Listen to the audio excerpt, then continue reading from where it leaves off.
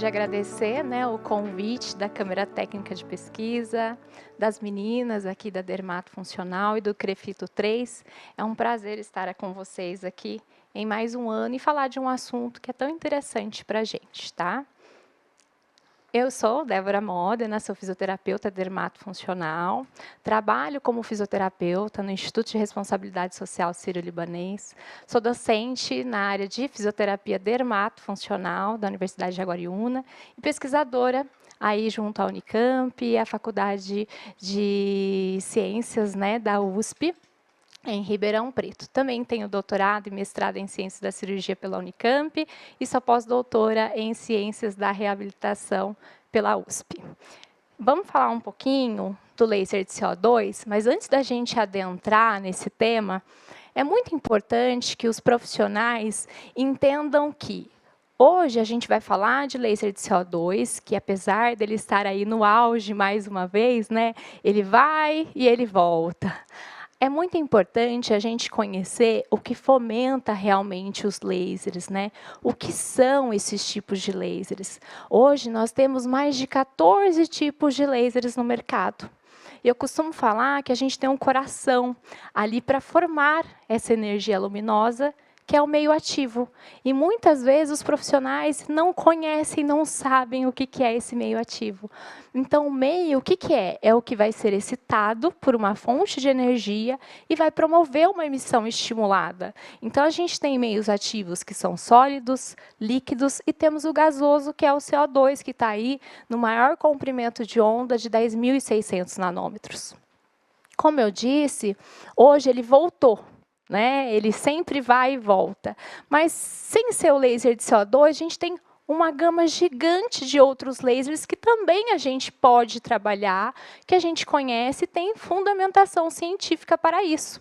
Então, é muito importante que nós, profissionais, não conhecemos somente a marca de um equipamento, e sim o meio ativo, porque se eu sei qual é o meio ativo que vai ser estimulado, eu sei o comprimento de onda que vai ser gerado, e eu sei também qual será o cromóforo-alvo. Então, eu consigo identificar as indicações, né, terapêuticas para esse tipo de laser, tá ok?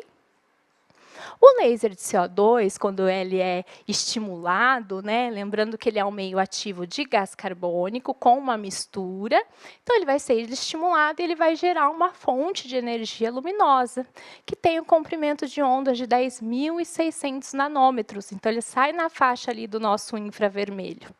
Como ele tem esse comprimento de onda mais amplo aí de todos os lasers que nós temos, ele vai ser absorvido pela água que está abundante, né, no nosso corpo, e principalmente no tecido tegumentar. Então, já vai a primeira dica. Não adianta eu fazer o laser se a pele não está hidratada. Né? Então, a gente precisa fazer um acompanhamento pré-laser, preparar essa pele para receber esse recurso. Então, essa água ela vai absorver essa energia luminosa, vai ter essa conversão em calor, eu gero um aquecimento muito expressivo nesse tecido, e ele vai fazer a vaporização dessa água e a ablação. A ablação que a gente quer que vai nos dar esse resultado interessante, né? Onde a gente pode utilizar em várias afecções do nosso sistema tegumentar, ou que seja uma afecção diretamente ou indireta ligada ao nosso tecido tegumentar. Vamos falar um pouquinho da história do laser, mas falando do laser de CO2, a gente não pode considerar que é uma evolução. Hoje a gente precisa tomar um pouquinho de cuidado para a gente entender o que é o laser, a história do laser e o que nós, profissionais da fisioterapia dermatofuncional, podemos trabalhar com ele. A gente tem recursos muito bons, só que muitas vezes o profissional ele fica limitado no conhecimento de como eu ajusto uma duração de pulso, como eu ajusto uma potência, uma fluência, isso é extremamente importante. Então, se a gente for avaliar o laser de CO2, os primeiros estudos ali que foram mais robustos foram em 1990. Né, que não é uma coisa tão recente assim, né? E o que acontece? Esses primeiros estudos falavam do laser de CO2 no seu mecanismo totalmente ablativo, onde eles faziam uma ablação de toda a epiderme. E isso causava muitas intercorrências, né? E aí, o que acontece? A gente pode ter uma evolução, a gente teve uma evolução tecnológica, a gente mudou o modo de entregar esse laser. Então, hoje a gente entrega o laser de CO2 no modo fracionado, onde a gente faz essas microzonas térmicas de lesão associado ali com o tecido intacto. E é esse tecido intacto, é essa pele íntegra que vai auxiliar no processo de reparo e regeneração da minha pele. Então, eu trouxe aqui 2 imagens histológicas que vocês estão vendo aí na tela. Uma embaixo está escrito só CO2 fracionado e o outro está escrito CO2 fracionado mais coagulativo. O que acontece? Hoje, o laser de CO2, quando ele vem para a gente, ele, com a evolução, né, os modos, as novas máquinas, a gente sempre vai entregar ele no modo fracionado. Então, eu sempre tenho uma lesão térmica ali e eu vou ter a coagulação dessa parede aí de lesão. No laser fracionado, eu tenho essa lesão um pouco mais focal. Quando eu vou para o CO2 fracionado, eu consigo também, de acordo com a modulação dos meus parâmetros que eu vou colocar ali, deixar ele com um pulso um pouco mais coagulativo. O que isso faz no meu tecido? O que eu consigo promover isso? Quando eu coloco no meu laser de CO2 uma ablação mais um pulso um pouco mais coagulativo, significa que eu tenho um dano térmico lateral maior. E isso promove uma coagulação proteica ao redor da lateral mesmo da microzona térmica de lesão, como a gente pode ver nessa imagem histológica, que a gente tem o parte, né, do rosa claro, que é a derme, e esse roxinho mais escuro, a gente consegue ver a desnaturação proteica. O que é a proteína, gente? É o colágeno, é o nosso tecido conjuntivo. Então, se eu faço uma desnaturação ali, eu tenho um maior evento, né? Eu tenho maior calor. Isso faz o quê? Retração de colágeno.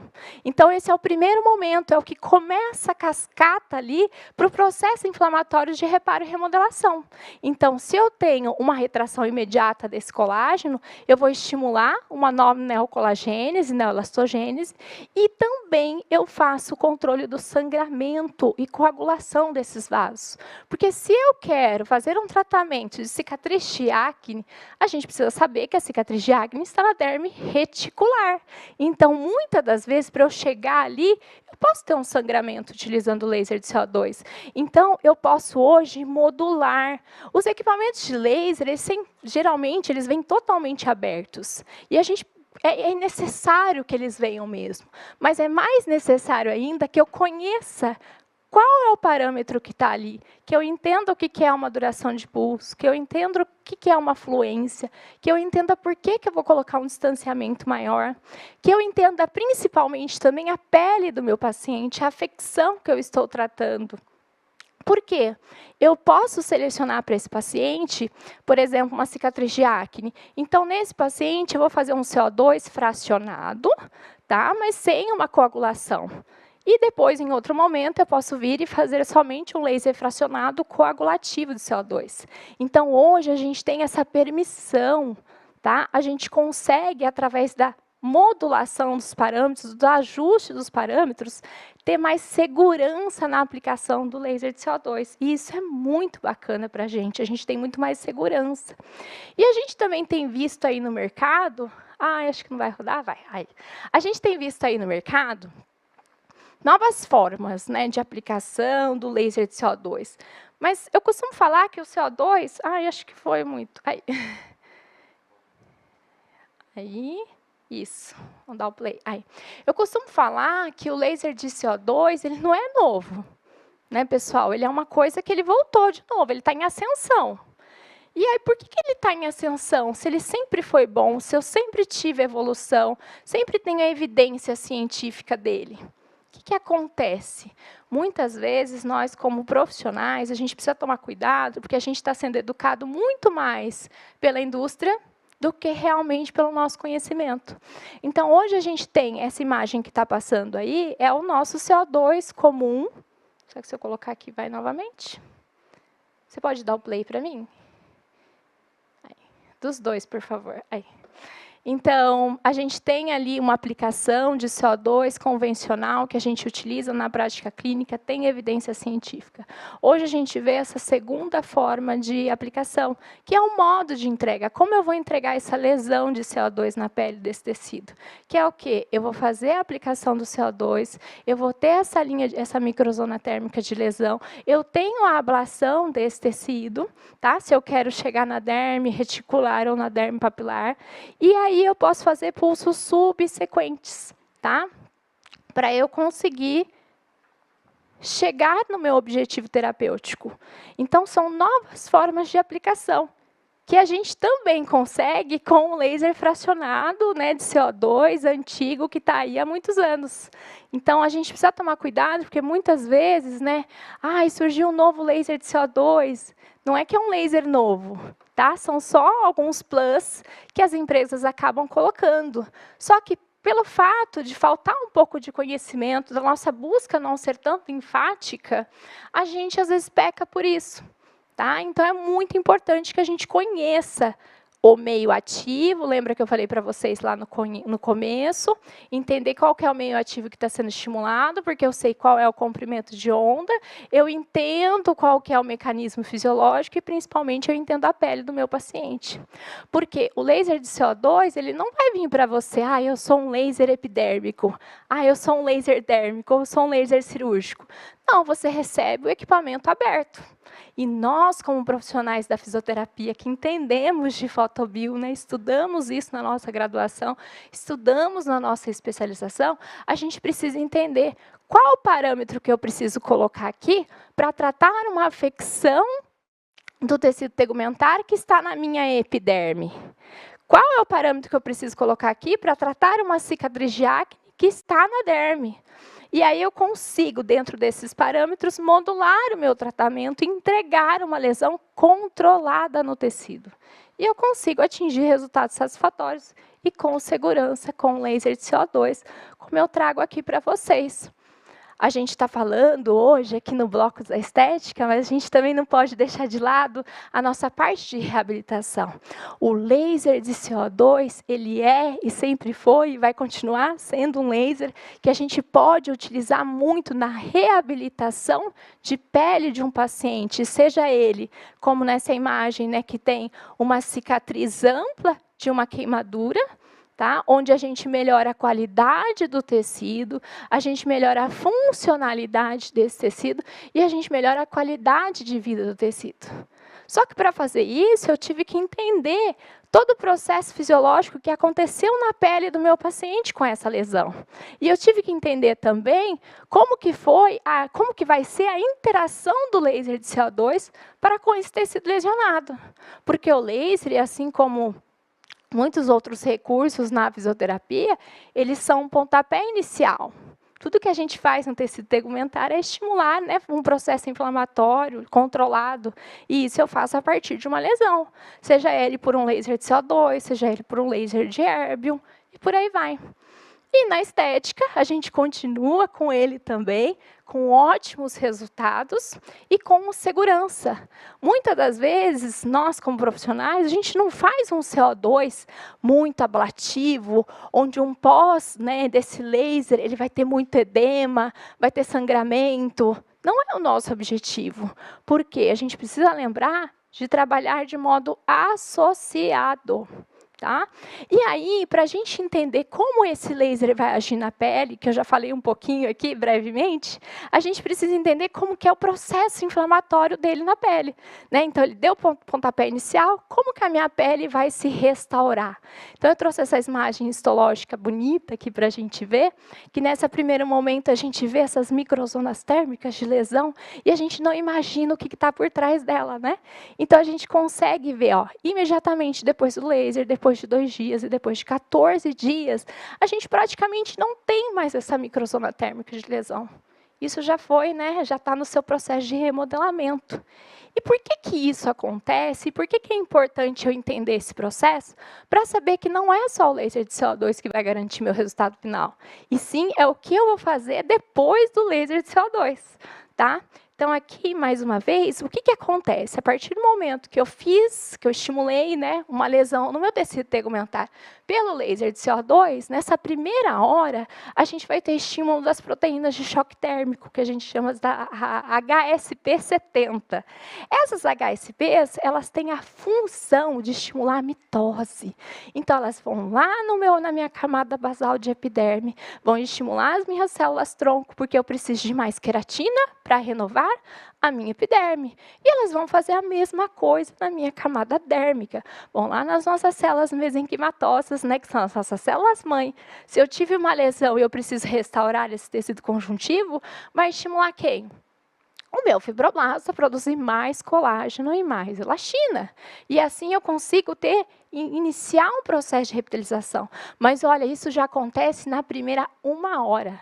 Por quê? Um dia depois eu já inicio o meu processo de reptilização.